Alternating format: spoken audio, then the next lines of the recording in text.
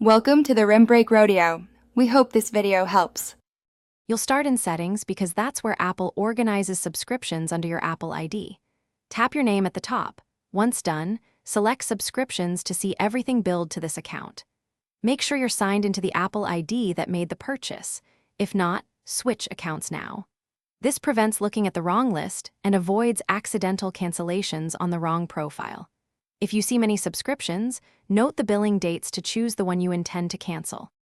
Now locate the specific subscription. Scan the list by app name or price to quickly identify it. Tap the item to open details where you'll see the renewal date, current plan, and billing frequency. This is where you confirm you've got the correct service.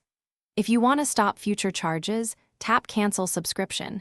If you prefer reduced billing, pick a lower cost plan instead. Make sure to read any confirmation prompts. Apple sometimes asks you to finish by confirming the cancellation when prompted. You'll see the access end date so you know when the service stops.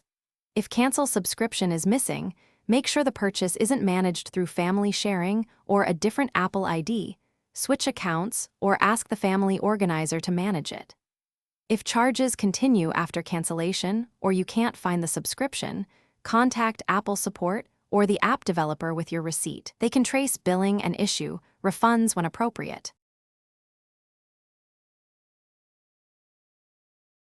Thanks for watching.